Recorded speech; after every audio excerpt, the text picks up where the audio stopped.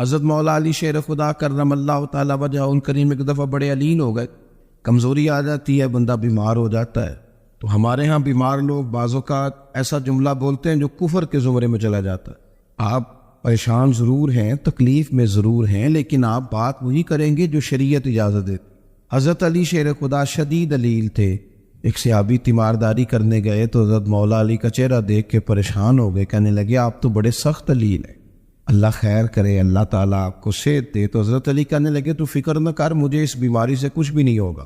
نے کہا کیوں؟ فرمانے لگے مجھے نبی پاک علیہ السلام نے فرمایا تھا علی اس وقت دنیا سے جاؤ گے جب داڑھی خون سے رنگین ہو جائے گی، تو اس کا مطلب ہے میں خنجر کے وار کے ساتھ شہید کیا جاؤں گا، میں بیماری سے دنیا میں نہیں جاؤں گا، میں یہ بیماری سے مجھے کچھ بھی نہیں ہوگا، اللہ مجھے شفا دے دے گا، چونکہ حضور نے فرمایا کہ ساڈے نبی دی زبان ساڈے واسطے قرآن۔ تو سب سے پہلے تو اپنے ایمان کے اندر، توکل کے اندر مضبوطی پیدا کریں۔ مسلمان دیکھو نا، نماز پڑھنے سے روزی میں برکت ہوتی ہے، تو پھر اس کا مطلب یہ ہے کہ جب ٹائم آئے نا نماز کا تو گاہک جتنے مرضی کھڑے ہوں پھر دکان بند کرنی چاہیے، پھر نماز پڑھنی چاہیے، کیونکہ روزی تو اللہ نے دینی ہے، گاہکوں نے تو دینی۔ تو سب سے پہلے ضروری ہے مضبوطی ایمان۔ دوستو، مضبوطی ایمان، توکل، اللہ کی ذات پر بھروسہ۔ آپ کبھی میدان کربلا کا پورا نقشہ اپنے سامنے رکھیں نا، پورا نقشہ، دو چیزیں ہیں، امام حسین کو نظر آ رہا ہے اب شہادت ہو جائے گی، اتنی بڑی فوج آئی ہے، خدا کی حکمت کے تقاضے سمجھ میں آ رہے ہیں، حالات کیا ہوں گے سمجھ آ رہی، پر ایک لمحے کے لیے بھی ان کا توکل کمزور نہیں ہوا۔ اپنے رب پر جو مضبوط بھروسہ ہے، مضبوط، سیدہ طیبہ طاہرہ حضرت فاطمہ الزہرا رضی اللہ تعالیٰ عنہا اونٹ کے بالوں کی بنی ہوئی چادر اوڑھ کر چکی پیس رہی تھی۔ یہاں بیویاں بڑا روتی ہیں، غریبی بڑی ہے، بڑی غریبی ہے، حالانکہ اب کون بندہ پیبند والے کپڑے پہنتا ہے جی، دور ہی گزر گیا۔ اب تو بڑی مشکل سے وہ لوگ ملتے ہیں جو جوتا ٹوٹ جائے تو گانٹھ کے پہنے، ورنہ تو نئے جوتے آ جاتے ہیں۔ حضرت سیدہ پاک اونٹ کے بالوں کی بنی ہوئی چادر اوڑھ کے چکی پیس رہی تھی۔ نبی پاک صلی اللہ علیہ وسلم نے دیکھا، آنکھوں میں آنسو ضرور آئے، پر محبوب نے فرمایا فاطمہ دنیا میں تھوڑی سی تکلیف برداشت کرو، قیامت کی ساری عزت اللہ آپ کو ہی عطا فرمائے۔ تو توکل کی مضبوطی، اللہ کی ذات پر بھروسہ، اپنے رب کریم کے ساتھ امیدوں کا وابستہ کرنا، اس سے مضبوطی آئے۔ دوسرا فرمایا وَعَمِلُوا الصَّالِحَاتِ، بہترین عمل کیا جائے زندگی میں، نیک اعمال کیے جائے، وقت ضائع نہ کیا جائے، ہر وقت کوئی نہ کوئی کام بندہ کرتا رہے۔ یہاں بہت سارے لوگ ہیں جن کو لوگ نیک کہنا شروع کر دیتے ہیں نا، وہ سمجھ لیتے ہیں شاید ہم سچی مچی نیک ہیں۔ لوگ جو کہتے ہیں حضرت صاحب کی بلا، پیر صاحب کی بلا، میں یہ طالب علموں کو، دوستوں کو، بلکہ اپنے آپ کو بھی کئی دفعہ کہتا رہتا ہوں، اپنے آپ کو سمجھاتا ہوں کہ یہ لوگ تجھے کہہ رہے ہیں حضرت صاحب، یہ تو رات کو تو اپنے آپ سے پوچھنا، اپنے رب سے پوچھ، کبھی موقع ملے تو اپنی گریبان میں جھانک، غور کر کے تیری کیفیت کیا ہے، تنہائی میں تیرا دل اللہ سے جڑتا ہے کہ نہیں، عبادت میں دل لگتا ہے کہ نہیں، خدا کا خوف دل میں رہتا ہے کہ نہیں، غریب کی محبت، عزیزوں قربت والوں کا احساس طبیعت میں موجود رہتا ہے کہ نہیں۔ ویسے تو میرا مطلب ہے، لوگ کہہ دیتے حاجی صاحب آپ بڑے سخی ہیں، تو اس سے تو نہیں نا بندے نے سخی ہونا، سخی تو تب ہونا ہے جب اللہ کی بارگاہ میں مقبول ہو، اعمال صالحہ، نیک کام، اور وہ کرتا رہے بندہ، کوئی بھی کام اسے نیکی کا مل جائے نا۔ دیکھو نبی پاک صلی اللہ تعالیٰ علیہ وسلم نے فرمایا نیکی کو کبھی حقیر نہیں سمجھنا، کبھی حقارت سے نہیں نیکی کرنی کہ یہ بڑی چھوٹی ہے تو میں اس کو کروں۔ اب فرمایا کبھی حقیر نہ سمجھنا، نیکی کا کام جو بھی ملے کر دینا۔ فرمایا اگر بھائی سے مسکرا کے ملو گے بھی نا تو اس پر بھی اللہ تمہیں صدقے کا ثواب عطا کرے گا۔ ہم تو اس دین سے کے ماننے والے ہیں جو کہتے ہیں تو گلی سے روڑا اٹھا دے، کانٹا اٹھا دے، کسی کی تکلیف دور کر، کسی اس پر گنجائش کر، کسی کے لیے آسانی کر، جو بھی خیر کا کام میسر آئے پورے دن میں اسے چھوڑے نہیں۔ صبح گھر سے نکلے، وہ ایک صحابی تھے، غالباً تابعی تھے، تو بازار جاتے اپنے غلام کے ساتھ تو سارا بازار گھوم کے واپس آ گئے۔ خادم نے کہا جناب کو نہ کوئی خریدا نہ کچھ بیچا، تو آپ سارا بازار گھوم کے آ گئے۔ فرمانے لگے تیرا کیا خیال ہے؟ میں نے کچھ بھی نہیں کیا۔ کہا جناب پھر کیا کیا ہے؟ فرمانے لگے تم نے دیکھا جو بندہ بھی گزرا ہے میں نے اس کو کہا السلام علیکم، تو کتنی کو نیکیاں میں جمع کر کے آ گیا ہوں۔ کوئی خیر جو میسر آئے. ہم سمجھتے ہیں کہ شاید کوئی کروڑ کو روپیہ ہوگا تو پوری مسجد بناؤں گا تو پھر میں نے نیکی کر دی. شاید جناب میں، حالانکہ یہ چھوٹے چھوٹے کام ہیں نا، چھوٹے چھوٹے کام، ان کی تو زیادہ ضرورت ہوتی ہے، ان کی تو زیادہ حاجت ہوتی ہے. کوئی آپ رستے میں گزر رہے ہیں تو نیچے کوئی کھڈا بنا ہوا ہے، اس پر ہم کیا کرتے ہیں، گاڑی میں بیٹھ کے تبصرہ کرتے ہیں، اے روڈ کھورے کدو بننا ہے. بھئی یہ کھڈا ہے نا، تو آپ نیچے اترے نا، تو آپ دھابڑا لیں نا، کئی پکڑے نا، یہ تو 5 منٹ کا کام ہے. یہاں آسانی کر دیں نا، آپ اس میں گنجائش کر دیں. حضور سید عالم علیہ السلام نے فرمایا، امام راضی نے حدیث لکھی ہے، قیامت کے دن ایک بندے کو اللہ معاف کرے گا تو مالک وہ بندہ عرض کرے گا، یا اللہ میں تو بڑا گناہگار ہوں، کس وجہ سے معافی ہوئی؟ فرمایا رات کے وقت تو گزر رہا تھا، تیرے پیر سے روڑا ٹکرایا تھا، تو نے اٹھایا ادھر ادھر دیکھ کے کہ کوئی اللہ کے کسی بندے کو تکلیف نہ ہو جائے. کہ مالک کو وہ تو میں نے زمانہ بیت گیا، کوئی اتنی بڑی بات بھی نہیں سمجھی. تو رب کریم نے فرمایا تو رات کے اندھیروں میں بھی میرے بندوں کا خیال رکھتا تھا، تو میں تیرا خیال نہ کروں؟ کوئی عمل ہمارے ہاں لوگ کوئی کام نہیں کرتے، بالکل نہیں، کوئی کام نہیں، نہ بڑے نہ چھوٹے نہ سمجھدار نہ ان پڑھ، کچھ بھی نہیں. نشستن گفتن برخاستن، بیٹھو راج کے گپے مارو، تبصرے کرو، فلانا کچھ نہیں کر رہا، فلانا کچھ نہیں کر رہا، اس کے بعد اٹھ کے چلے جاؤ. کچھ کریں، وعامل الصالحات، نیکیاں جمع کریں زندگی میں، خزانہ بنائیں، خزانہ، اپنی ڈیوٹیاں اپنی ذمہ داریاں پوری کریں. ہر وقت کام، ہر وقت ذمہ داری، ہر وقت ڈیوٹی. دیکھیں نا امام حسن اور حسین، ان کی آپ کبھی زندگی کا مطالعہ کریں. فرض نماز کے علاوہ 100 رکعت نماز نفل روز پڑھنی ہے، پتہ کرنا ہے غریب کہاں کہاں ہیں، ان کا خیال رکھنا ہے، اور نیرے پیسے نہیں دینے. ہمارے لوگ غریبوں کو پیسے ضرور دیتے ہیں، عزت نہیں دیتے. ان کو 4 پیسے کی مدد ضرور کر دیتے پر عزت نفس کا خیال نہیں رکھتے.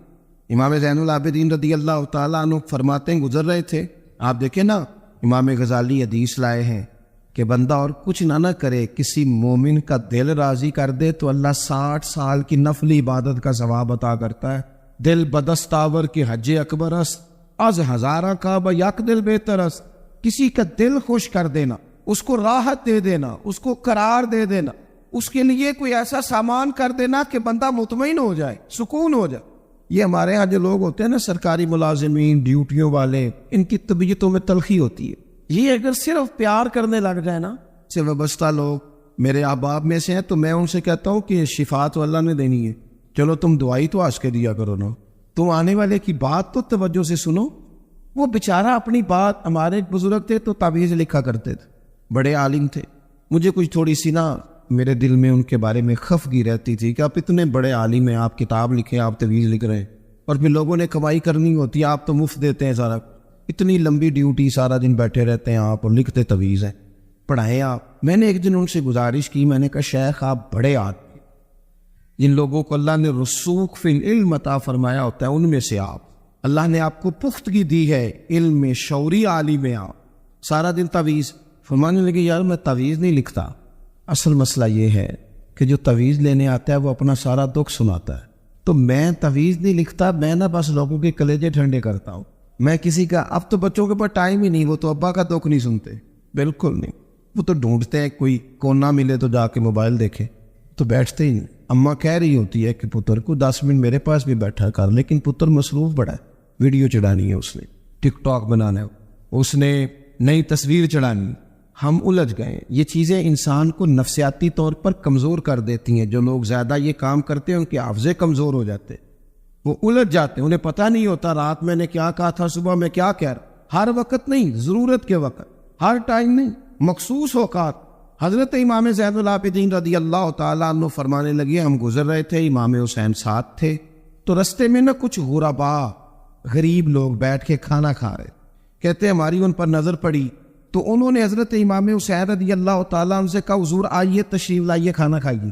وہ ضروری نہیں ہوتا آپ کو سب کا کھانا پسند ہی آئے، ٹیسٹ اپنے اپنے ہوتے ہیں، یہ ضروری تو نہیں. کھانا پسند نہ بھی آئے تو دل تو پھر بھی راضی رکھنا چاہیے. قربان جائیں، نبی پاک نے کس طرح ہماری تربیت کی. حضرت عائشہ صدیقہ رضی اللہ تعالیٰ عنہ فرماتی ہیں، کریم محبوب کا میں نے یہ طریقہ دیکھا کہ اگر کھانا ناپسند ہوتا تو چھوڑ دیتے، پر کبھی اس میں سے نقص نہ نکالتے، عیب جو ہی نہ کرتے. تو گرمی کے موسم میں کھڑی ہے بیچاری خاتون، اور کتنی مشقت سے اس نے کھانا بنایا، اور کتنی گرمی سے یہ چولہے کے سامنے، لیکن صاحب وہ کھانا رکھا ہے تو وہ کہتے ہیں یہ تو کی پکایا ہے, وہ کھانے والی چیز ہے بھائی, اس طرح کرنا, اب جو اگلی ہنڈی ہے وہ تو پکا, ہاں نہ تو کھڑا ہو. یہ پتہ چلے یہ کام کتنی مشقت کا ہے. زندگی میں کچھ تھوڑا سا دوسروں کا خیال رکھنا یہ بھی تو دین کا حصہ ہے. آپ اپنی زندگی میں ہمیشہ اپنے لیے سوچیں, کسی اور کا سوچیں ہی نہ. تو میرے عزیز یاد رکھیں گے آپ, امام زین العابدین کہتے ہیں نبی پاک صلی اللہ تعالیٰ علیہ وآلہ وسلم نے نا حضرت امام علی مقام کی, امام حسن اور حسین کی اس طرح سے کچھ تربیت فرمائی تھی کہ غریب پروری ان کے اندر رچ بس گئی, مزاج بن گیا. وہ غربا بیٹھے تھے, دسترخوان بچھائے سڑک کے کنارے, تو امام حسین گزرے تو انہوں نے آواز دی. امام صاحب لوگ کہنے لگے حضور تھوڑی روٹی نہیں کھا لیتے ہمارے ساتھ. تو امام صاحب آ گئے, نیچے بیٹھ گئے غریبوں کے ساتھ. کوئی جرت کرے نا, چلو امیروں نے تو غریبوں کے ساتھ بیٹھنے کی جرت نہیں کرنی, کوئی پیر ہی بیٹھ جائے غریبوں کے ساتھ, وہی مہربانی کر دے کہ میں پیر صاحب ہوں کہ بلاؤں تو میں ہی چلو لنگر کھا لوں مریدوں کے ساتھ بیٹھ کے.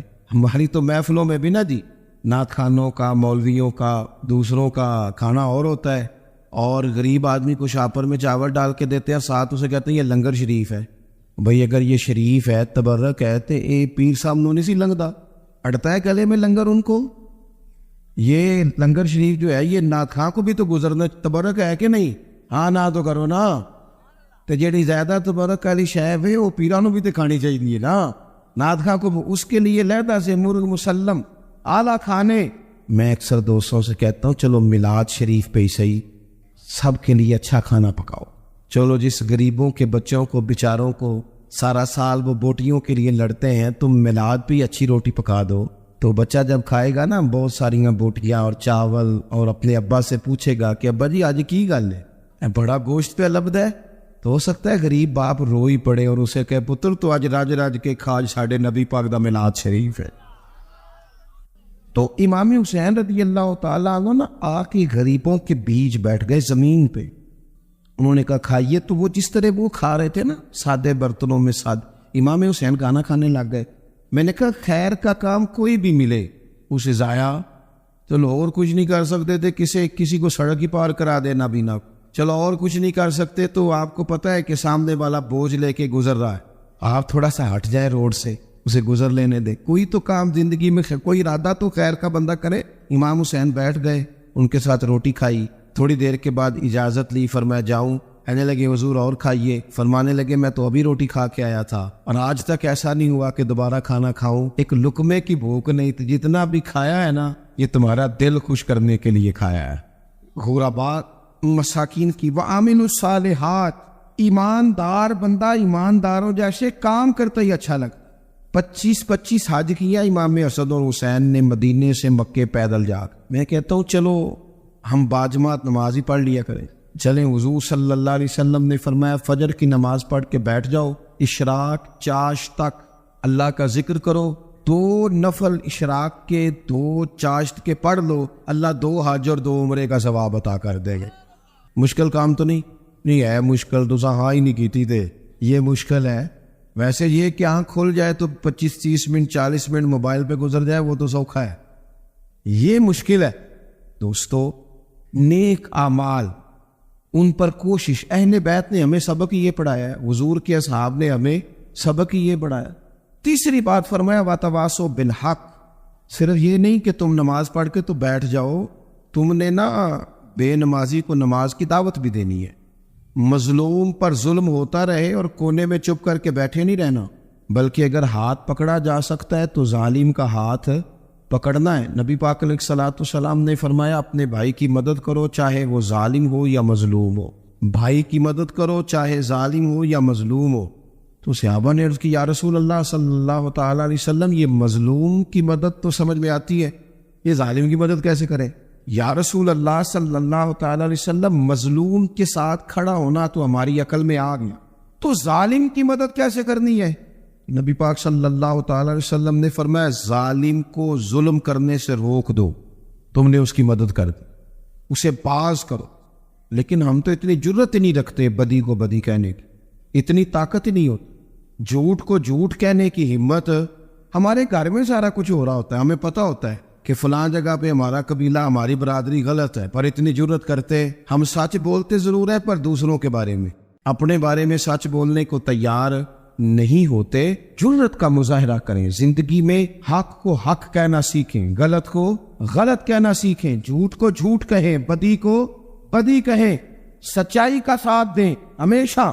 ہم نے جب تک دیکھو نا ظلم ہوتا رہے، زیادتی ہوتی رہے، اپنا دروازہ اندر سے بند کر لو، پتر باہر نہ جانا، کیوں جی باہر اس پہ ظلم ہو رہا ہے، ان کے گھر آگ لگی ہے، کوئی ہمارے گھر تو نہیں نہ لگی۔ یاد رکھنا پڑوسیوں کی آگ نہ بجھاؤ گے تو اپنے گھر بھی آ جائے۔ اگر مظلوم کا ہاتھ نہیں پکڑو گے تو ظالم دلیر ہو جائے۔ اور ہمارے جتنے بھی بزرگ گزرے انہوں نے ظالموں کو ظالم کہا۔ امام احمد بن حنبل نے جیل کاٹی، امام اعظم ابو حنیفہ نے جیل کاٹی۔ آج کل لوگ کہتے ہیں مولانا صاحب آپ نے نا جناب غلط کو غلط نہیں کہنا، سیاست کی بات نہیں کرنی۔ کیوں جی؟ کس لیے نہیں کرنی؟ سیاست تو تدبیر کا نام ہے۔ بنو اسرائیل میں جتنی بھی تدبیر ہوتی تھی وہ سارے انبیاء کیا کرتے تھے۔